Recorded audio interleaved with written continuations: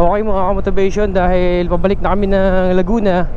So since na nandito na tayo sa Pagbilao, Quezon, check natin yung pinaka-latest update dito sa may Pagbilao Bypass Road.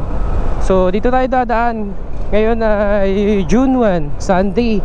Bali, pasukin natin tong bypass road ng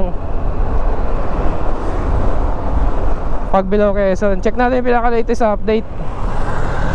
Ayan, dito tayo. Oo. Tayabas, Quezon na. Nasa nakasama natin. Okay, ito na mga motivation yung Pagbilao Bypass Road. Nakikita naman natin na may mga dumadaan ng 4 wheels. Ayan. May kasama kasi kami doon sa hulihan, 2 motor. Check natin kung ano ng progress dito or ano na nagbago dito sa Pagbilao Bypass Road. Dahil nung nakaraang pang March at ako nagkaroon ng update dito nung dumaan ako dito. Ayan. Kasi nung nakaraan, yung sinesementong kalsada doon sa unahan ay halos kompleto na. Yung dito kasi sa side na to, paglagpas ng tulay ay halos ano na siya, kompleto na yung kalsada. Although hindi naman siya totally finished pa, pero madadaan na talaga siya. Halos ano na, wala nang rough road. Unlike dito sa kabila, may mga rough road dito nung nakaraan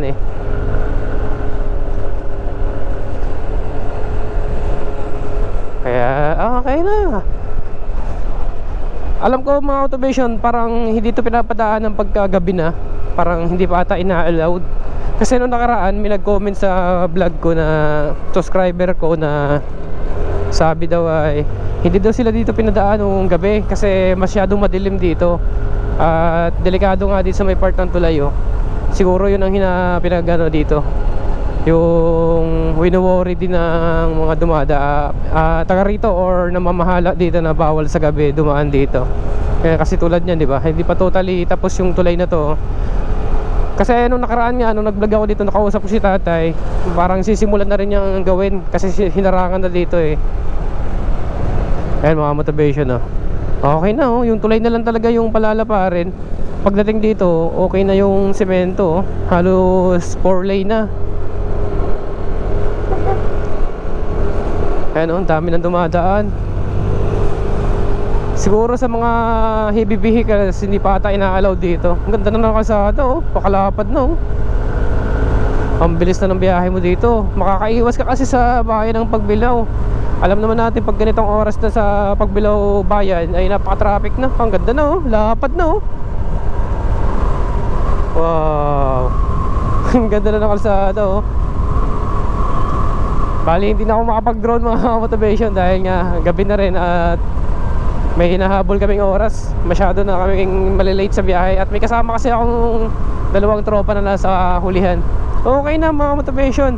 Yung tulay na lang talaga yung medyo alangan pa kasi almost 1 lane pa lang siya. Paano pa siya, yung ongoing na yung pagtatrabaho sa ilalim. Kasi kanina nakita ko may harang na at may bako na ako nakita. Ang bilis lang ng biyahe dito. Makakaiwas ka na sa traffic. At syempre, dahil magpa-backdoor kami pa uwi ng Laguna, kasi ang kasama kong 2 papunta din ng Cavite. Tapos ako naman papunta ako ng San Pedro, Laguna. Bali, ang dadaanan namin na to ay backdoor kami para makaiwas kami sa traffic sa Maharlika Highway. Lalo sa bayan ng Sariaya, Candelaria.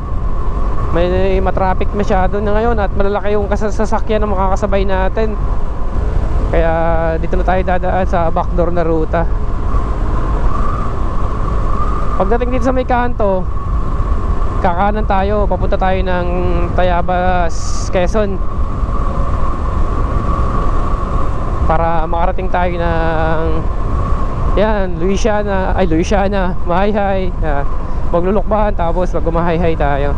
Ito mga motivation Yan Kakanan na tayo dito. Papunta tayo ng backdoor Tayabas, Pagbilao Road.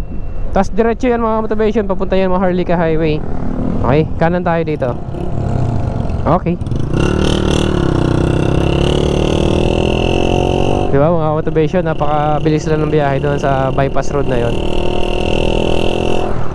Nakita naman natin na ang ganda na ng ano, ang ganda na ng improvement doon sa Pagbilao bypass road. Konting-konti na lang makukompleto na yung tulay. Okay, paano mga motivation? Maraming salamat. Pinasadahan ko lang yung Pagbilao bypass road. Maraming salamat kung nakarating ka dito sa dulo ng video ko. So yun lang ang maiksing update natin doon sa Pagbilao bypass road. Maganda na yung kalsada.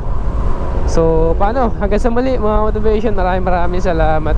Paalam, bye bye.